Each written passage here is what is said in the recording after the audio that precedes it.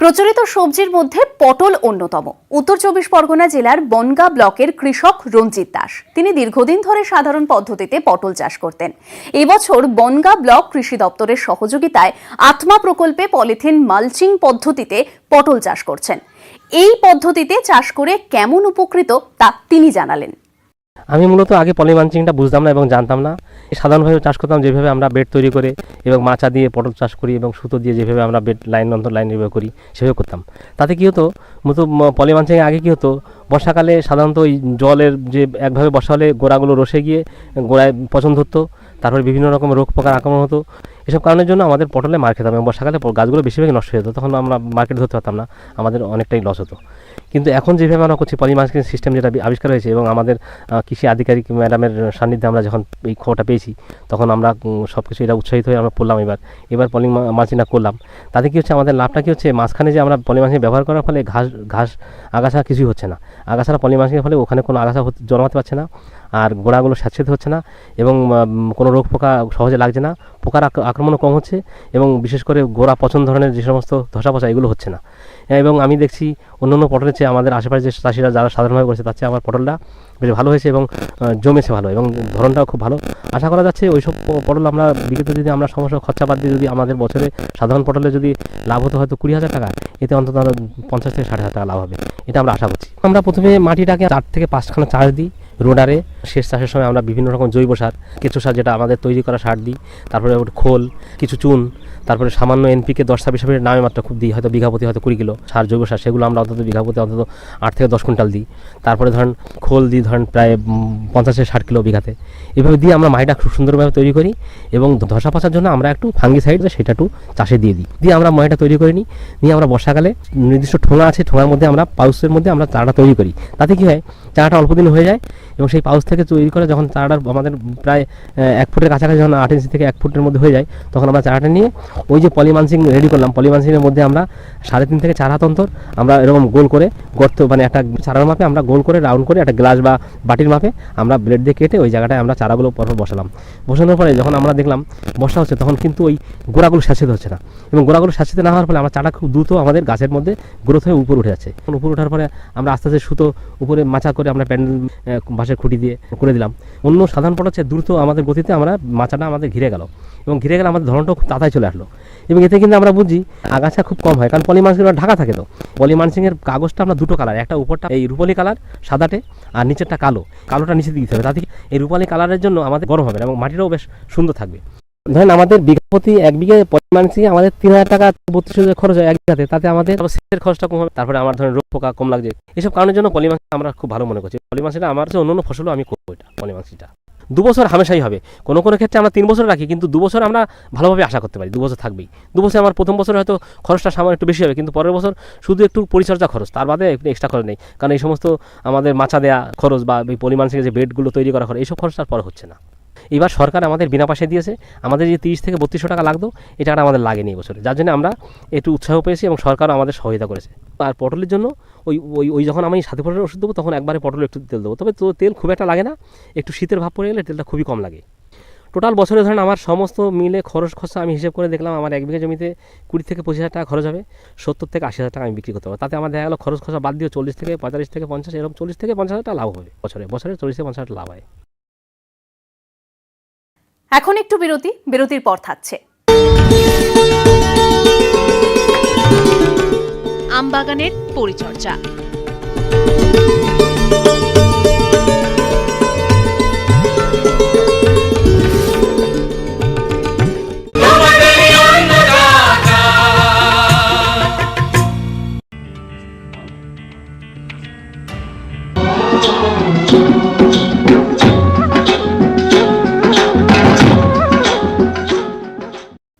বিরতির পর ফিরে এলাম অনুষ্ঠানে। গাছে মুকুল এসে গেছে।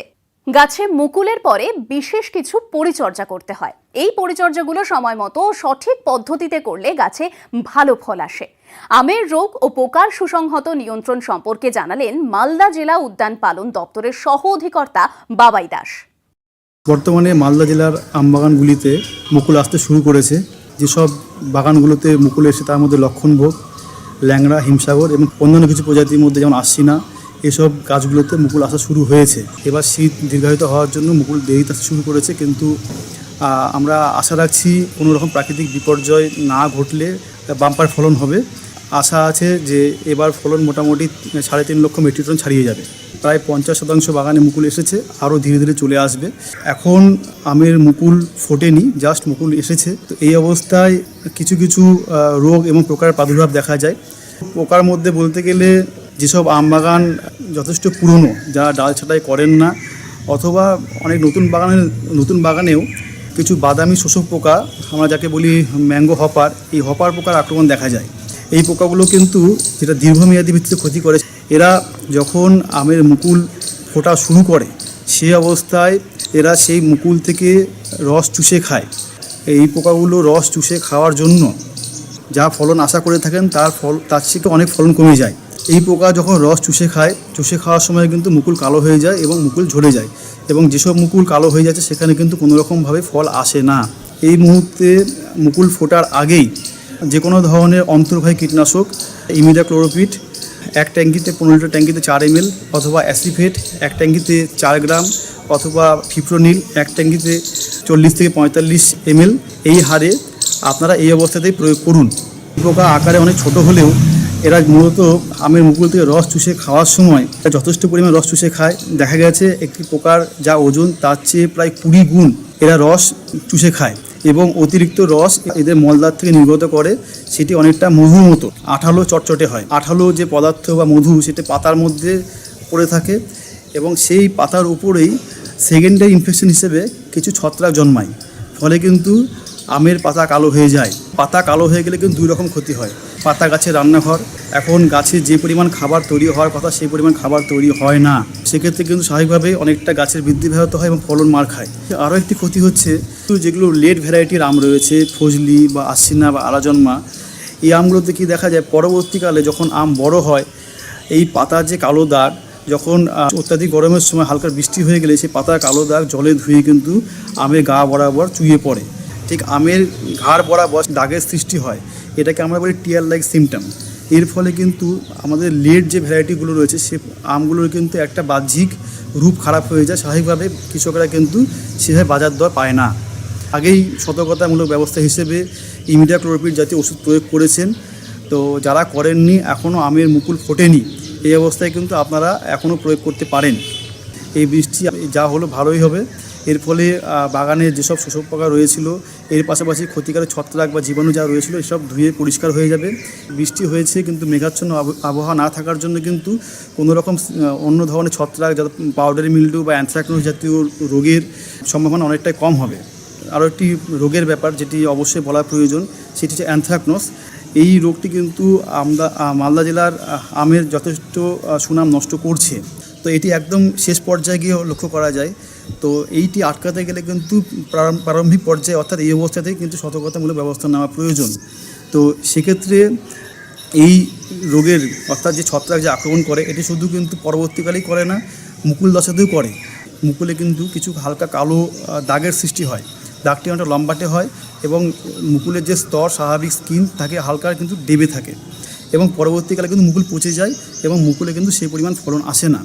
সেজন্য এই অবস্থায় আপনারা কার্বেন্ডাজিম ম্যানকোজেবের যৌগিক যে মিশ্রণ রয়েছে, অথবা প্রোপিনেপ, এই জাতীয় ওষুধ 2 থেকে 2.5 গ্রাম প্রতি লিটার জলে গুলে অবশ্যই আঠার সাথে মিশিয়ে প্রয়োগ করতে হবে এই অবস্থাতেই। বন্ধুরা হয়তো এই সময় যথেষ্ট পরিমাণে কীটনাশকের প্রয়োগ করে থাকেন। তো আপনাদের কাছে অনুরোধ, আপনারা এখন আমের মুকুল আসতে শুরু করেছে, আপনারা এখন একবার কীটনাশক প্রয়োগ করতে পারেন, কিন্তু মুকুল যখন ফুটে যাবে সে অবস্থায় কিন্তু কোনোভাবেই কোনো রকম কীটনাশক প্রয়োগ করবেন না। আরও একটি ব্যাপার যেটি অবশ্যই বলবো, সেটি হচ্ছে কীটনাশক বা কোনো রকম রাসায়নিক ব্যবস্থা যদি গ্রহণ করেন তাহলে সমবেত পদ্ধতিতে করুন। কারণ আম বাগানের পোকা বা রোগ কিন্তু কারো বাগান চিনে বা দেখে আসে না। আপনার বাগানের পাশাপাশি আপনার পার্শ্ববর্তী যে বাগানগুলো রয়েছে তাদের সাথে একসাথে সহযোগে একই ধরনের ওষুধ প্রয়োগ করুন। এর ফলে কিন্তু আপনাদের এলাকায় যে কোনো রোগ বা পোকার প্রাদুর্ভাব অনেকটা কম হবে।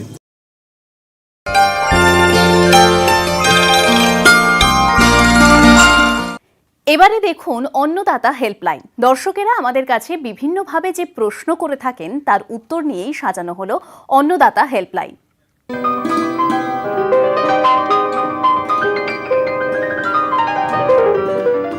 লেবুর এটি একটি সাধারণ রোগ। ফাইটোপথোরা গোত্রীয় ছত্রাকের আক্রমণে এই রোগটি হয়ে থাকে। ভিজে আবহাওয়ায় এই রোগের আক্রমণ বেশি দেখা যায়। মাটি সংলগ্ন গাছের ছালে প্রথমে রোগের আক্রমণ শুরু হয়, তারপর ধীরে ধীরে উপরের দিকে ছড়াতে থাকে। এই রোগের আক্রমণে কাণ্ডের ছালের ভিতরের দিক গাঢ় বাদামি বা কালো হয়ে যায়। আক্রান্ত ছাল মরে গিয়ে শুকিয়ে লম্বালম্বি ফেটে যায় এবং আঠা বের হতে থাকে। মারাত্মক আক্রমণে কাণ্ডের চারদিকে ছাল নষ্ট হয়ে যায় এবং গাছ থেকে পচা দুর্গন্ধ বের হয়। গাছের মূল ধীরে ধীরে নষ্ট হয়ে গাছ মরে যায়। এই রোগের প্রতিকারে সুসংহত ব্যবস্থা অবলম্বন করতে হবে। এই রোগের নিয়ন্ত্রণে চারা লাগানোর সময় প্রতিটি গর্তে ট্রাইকোডার্মা ভিরিডি মিশ্রিত গোবর সার ব্যবহার করলে উপকার পাওয়া যাবে। একক এলাকায় নির্দিষ্ট সংখ্যক গাছ লাগানো উচিত। লেবু বাগান পরিষ্কার পরিচ্ছন্ন রাখতে হবে। সঠিক মাত্রায় জৈব ও রাসায়নিক সার প্রয়োগ করা উচিত। লেবু বাগানের নিয়মিত জল নিকাশি নালা রাখা উচিত। নিয়মিত পরিদর্শন করতে হবে। যদি চারাগাছে এই রোগের আক্রমণ হয় তাহলে মূল সমেত তুলে পুড়িয়ে ফেলতে হবে। বড় গাছের রোগাক্রমণের প্রথম অবস্থায় আক্রান্ত অংশ ছাল সমেত ছুরির সাহায্যে চেঁচে দিয়ে ওই স্থানে বর্দ মিশ্রণের প্রলেপ লাগাতে হবে। আক্রমণের প্রথম দিকে ট্রাইকোডার্মা ভিরিডি 4 গ্রাম প্রতি লিটার জলের সঙ্গে মিশিয়ে স্প্রে করা যেতে পারে। রাসায়নিক কৃষিবিষ হিসাবে কপার অক্সিক্লোরাইড 4 গ্রাম প্রতি লিটার জলের সঙ্গে মিশিয়ে স্প্রে করতে হবে। রাসায়নিক কৃষিবিষ প্রয়োগের পর অন্ততপক্ষে 2 সপ্তাহ ওই বাগানের ফল তোলা বা বাজারজাত করা চলবে না। এখন আবার বিরতির পর থাকছে মিঠা জলে দেশি চুনো মাছ চাষ।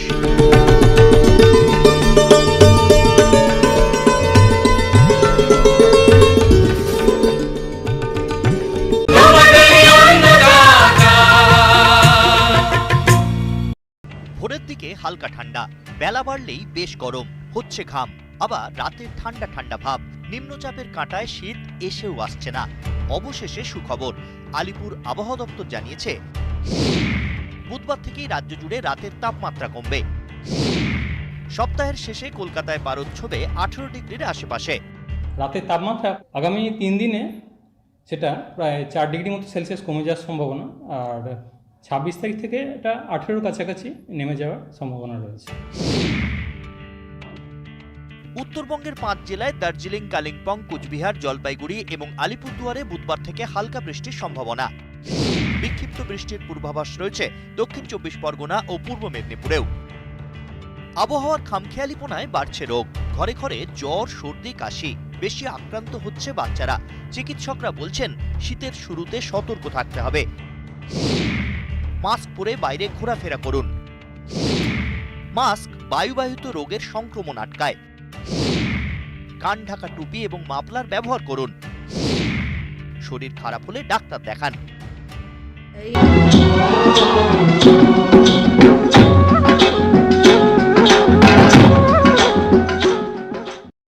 আবার ফিরে এলাম অনুষ্ঠানে।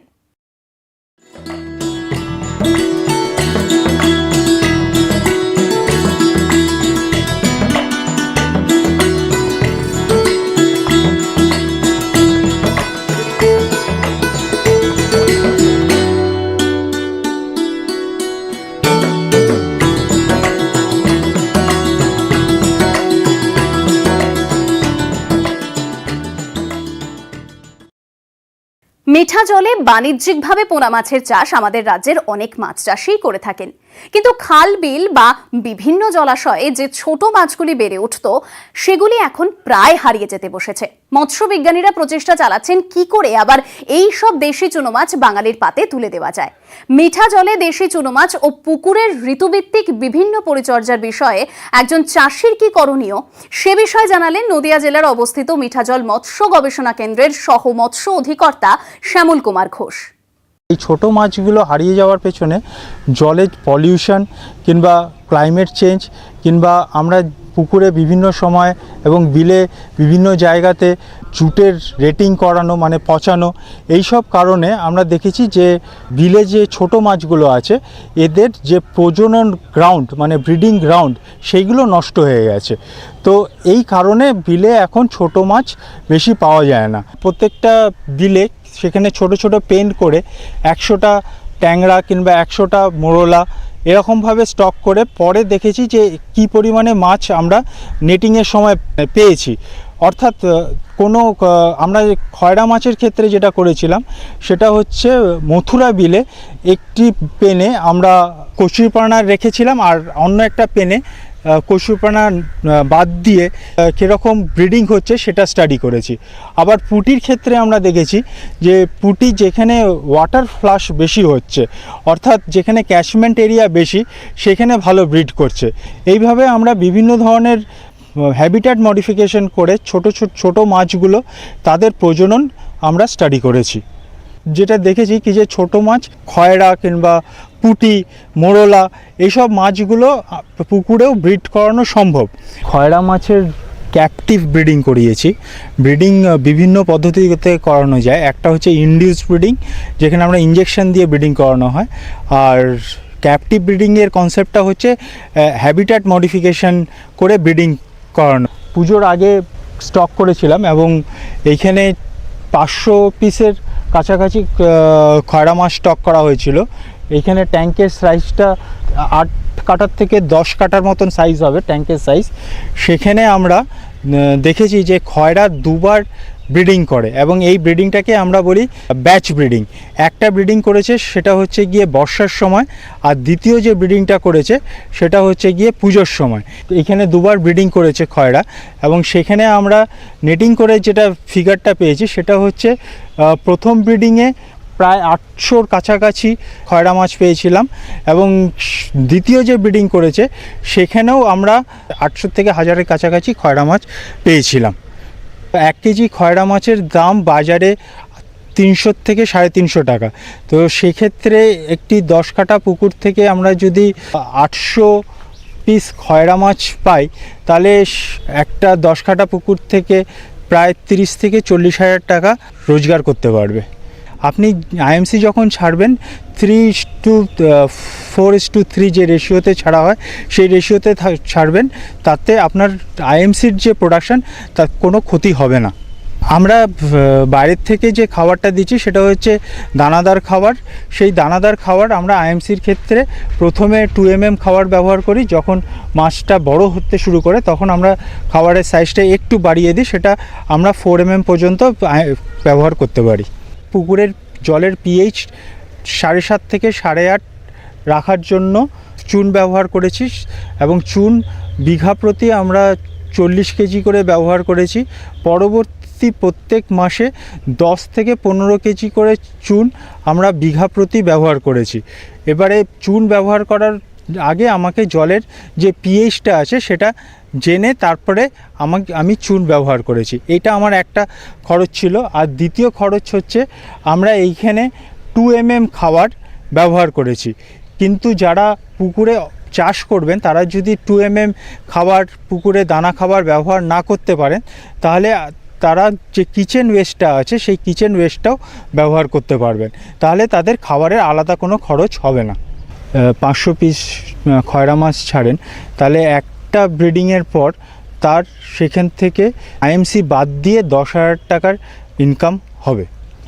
পুকুর তৈরি করতে আইএমসির জন্য মানে রুই কাতলা মৃগেলের জন্য যেরকমভাবে আমরা পুকুর তৈরি করি, ছোট মাছের ক্ষেত্রেও একইভাবে আমাকে পুকুর তৈরি করে নিতে হবে। অর্থাৎ প্রথমে আমাকে আগাছাগুলো পরিষ্কার করে নিতে হবে, তারপর সেখানে যদি কোনো আমাছা থাকে অর্থাৎ কার্নিভোরাস কোনো যদি ফিশ থাকে মাছ থাকে তাহলে সেটাকে মেরে ফেলতে হবে। তারপরে আমরা যেরকমভাবে চুন দিয়ে জলের পিএইচ ঠিক করে নিস একইভাবে আমরা এখানেও প্রথম যখন পুকুর তৈরি করব বিঘা প্রতি 40 কেজি চুন ব্যবহার করে পুকুর তৈরি করে নেব। তারপর প্রত্যেক মাসে পিএইচ দেখে 10 থেকে 15 কেজি করে বিঘা প্রতি চুন ব্যবহার করব। এখানে জলের গভীরতা 1 থেকে 1.5 মিটার থাকে। বর্ষাকালে জলের গভীরতাটা একটু বেড়ে যায়, অন্য সময় 1 মিটারের কাছাকাছি জলের গভীরতা থাকে। জলের গভীরতা যদি কম হয় তাহলে পর জলের টেম্পারেচারটা বেড়ে যায়, তখন আমরা অন্য পুকুর থেকে পাম্প করে সেখানে জলের ব্যবস্থা করে দিই, যাতে জলের টেম্পারেচারটা যেটা আমরা মাছ চাষের জন্য উপযোগী 25 থেকে 32 ডিগ্রি সেন্টিগ্রেড থাকে। এই অনুষ্ঠানটি আপনাদের কেমন লাগছে, আপনারা আর কি কি দেখতে চান অন্নদাতা অনুষ্ঠানে জানিয়ে চিঠি লিখুন। আমাদের ঠিকানা Annadata, news 18 Bangla, Godrej water side, tower 1, salt lake, sector 5, Kolkata 91। অনুষ্ঠানটি আজকের মতো এখানেই শেষ করছি। আবার দেখা হবে কাল সকালে। নমস্কার।